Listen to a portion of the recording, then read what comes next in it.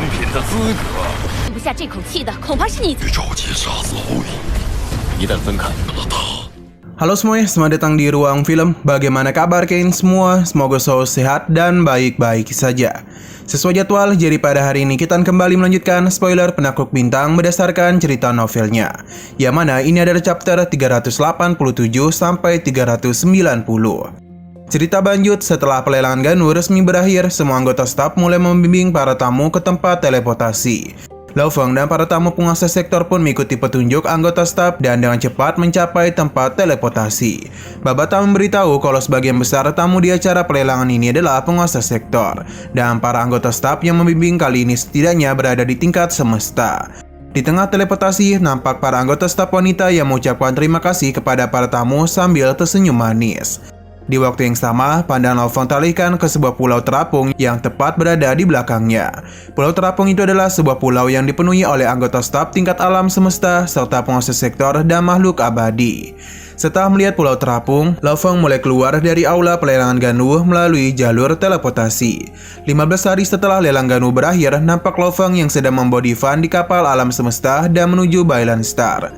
Mereka akan mengambil sebuah barang yang ia beli dari pelelangan. Nampak seorang pemuda dari perusahaan alam semesta virtual yang sedang menunggu kedatangan dari Lao Feng.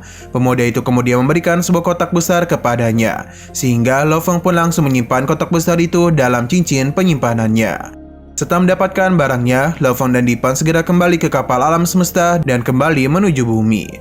Di dalam ruang kendali kapal, Lao Feng memberitahu Divan bahwasanya ia telah menghabiskan sejumlah uang yang setara dengan 10 galaksi untuk membeli barang tersebut.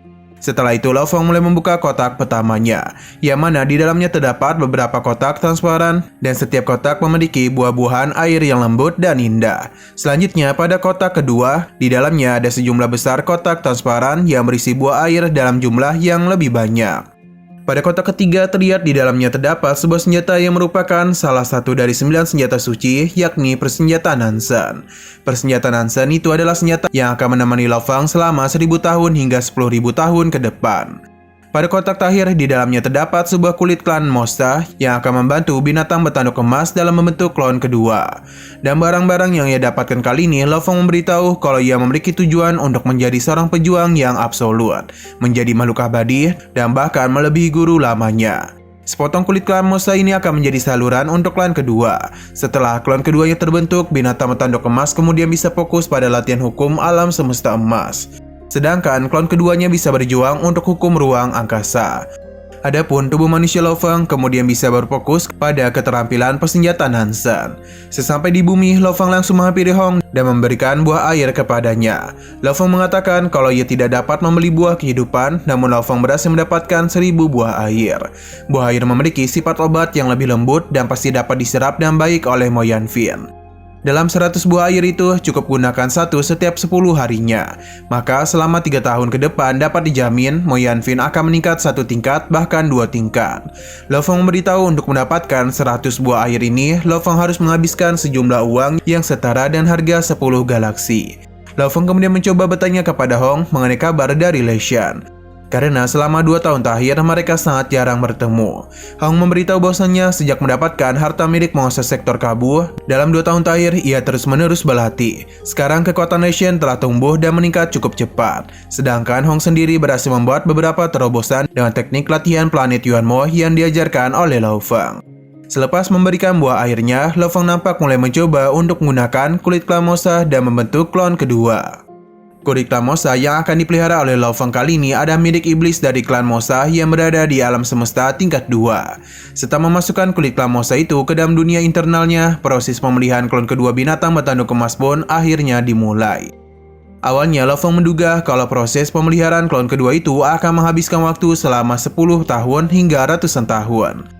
Namun dari informasi yang ia dapat dari dunia internal, ternyata proses pemeliharaan klon kedua hanya membutuhkan waktu selama 3 tahun 9 bulan saja. Beberapa hari kemudian di sebuah kota mati, terlihat Lao Feng yang sedang mengenakan persenjataan Nansen. Di sana, Babata menyuruh Lao Feng untuk memperlakukan dan memelihara persenjataan Nansen dengan baik. Jika Lao Feng dapat melakukannya dengan baik, maka persenjataan Nansen akan memperlakukan Lao Feng sebagai tuannya, dan itu akan dapat memulai latihannya dengan nyaman.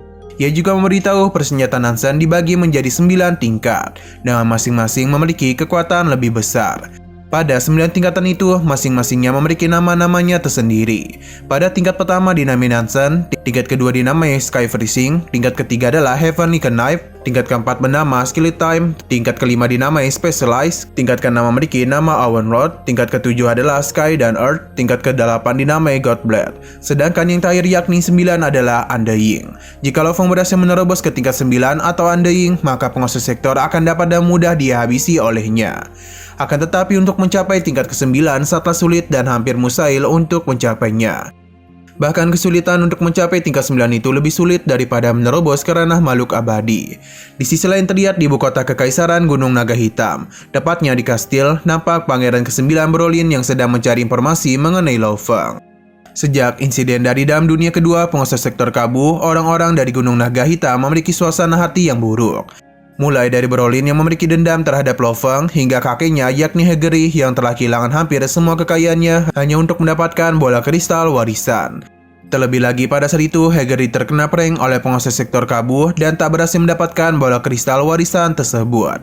Setelah itu para penguasa sektor dari Tanah Suci Gunung Naga Hitam juga telah mempercayakan Brolin untuk memimpin 220.000 pasukan dan harapan dia bisa membawa harta yang sangat berharga. Namun Brolin justru membuat para penguasa sektor itu merasa kecewa karena dia hanya membawa beberapa harta yang ia dapat memuaskan mereka seperti Rayleigh Gun D6. Kekecewaan dari para penguasa sektor itu membuat mereka terus memberi tekanan kepada Hegeri, sehingga Hegeri mulai kehilangan posisi dan pengaruhnya di Gunung Naga Hitam. Bahkan hal demikian juga berpengaruh besar kepada Brolin, hingga berdampak negatif di posisinya yang dapat membuat Brolin kehilangan kekuasaannya. Pada sebelumnya, Brolin adalah salah satu kekuatan terbesar di antara para pangeran lainnya. Tidak hanya memiliki banyak uang, dia juga memiliki dukungan dari orang-orang yang berpengaruh yakni Hegeri. Dan sekarang dukungan Hegeri telah kehilangan kekuatannya di dalam Tanah Suci Gunung Naga Hitam.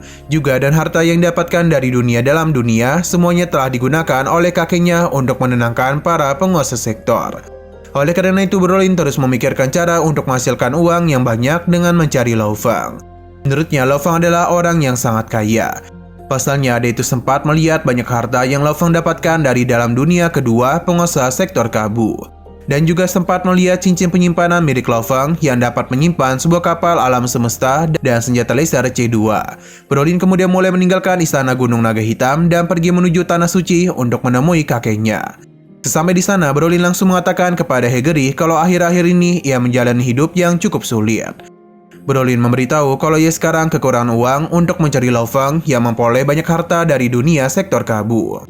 Ia juga menjelaskan kalau sebelumnya Lo Fong memiliki identitas sebagai bawahan Mingyu dari Gunung Tiga Kapak. Padahal demikian, Hegeri pun bergegas untuk menggunakan otoritasnya untuk mencari tahu tentang Lo Fong. Selama beberapa saat, Hegeri berhasil menemukan identitas Lo Fong, yang mana setelah insiden dunia penguasa sektor Kabu, Lo Fong sempat mendapatkan hadiah dari Mingyu berupa 100 planet. Ia juga mengetahui kalau sekarang Lo Fong tinggal di sebuah planet bumi yang mengharuskannya untuk melalui lubang cacing dan membutuhkan waktu sekitar 3 tahun untuk sampai ke sana. Setelah mendapatkan informasi itu, Hegeri menyarankan Brolin agar tidak usah mengganggu dan mengincar Lo Fong. Pasalnya, perjalanan menuju bumi begitu sulit dan memerlukan waktu yang cukup lama.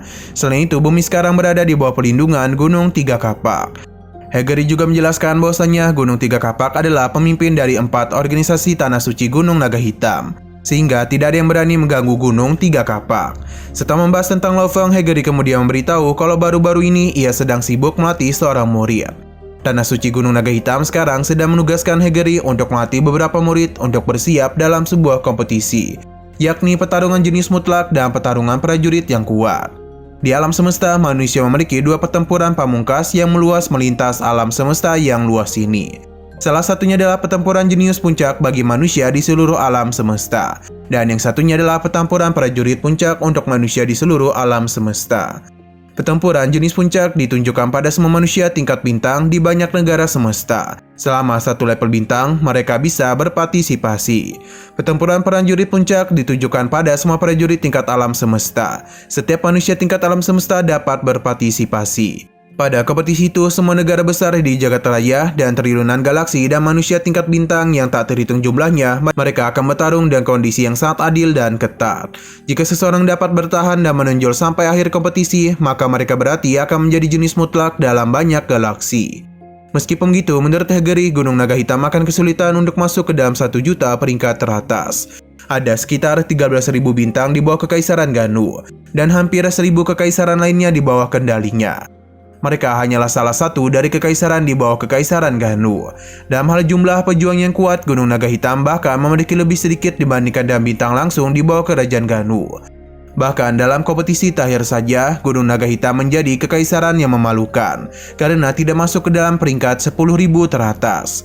Pada keesokan harinya di dalam alam semesta virtual, tepatnya di Gunung Naga Hitam, muncul banyak billboard yang bertuliskan mengenai pertempuran jenius yang diadakan 2 kali setiap 10.000 tahun sekali.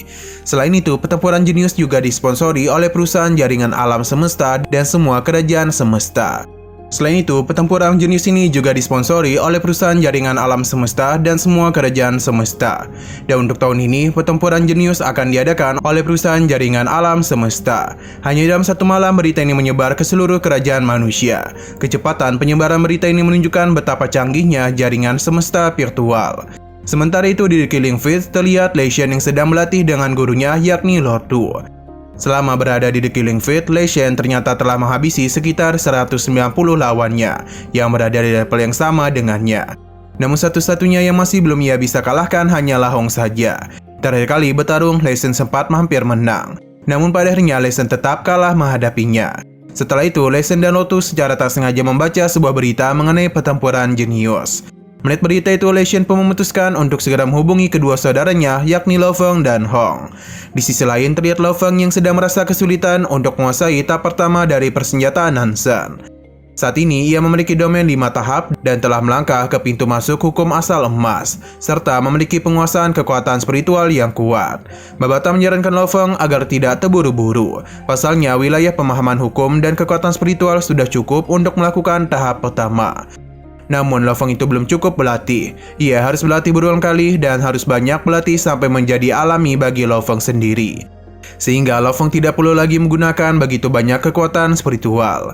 Setelah beberapa saat, Lo Feng mulai mendapatkan panggilan dari Lei Shen bersama dengan Hong. Lantas mereka berdua pun langsung memasuki jaringan alam semesta virtual. Nah, sayang sekali spoiler pada hari ini harus berakhir dulu. Oke, sekian dulu pada video kali ini. Untuk video selanjutnya akan segera hadir. Jadi bagi kalian yang mengikuti series ini, langsung saja klik subscribe dan aktifkan loncengnya. Terima kasih yang sudah menonton video sampai habis. Jika kalian suka pada video ini, klik like dan share ke teman-teman kalian tentang channel ini. Dan ditunggu aja kelanjutannya. Oke, sampai jumpa di video selanjutnya.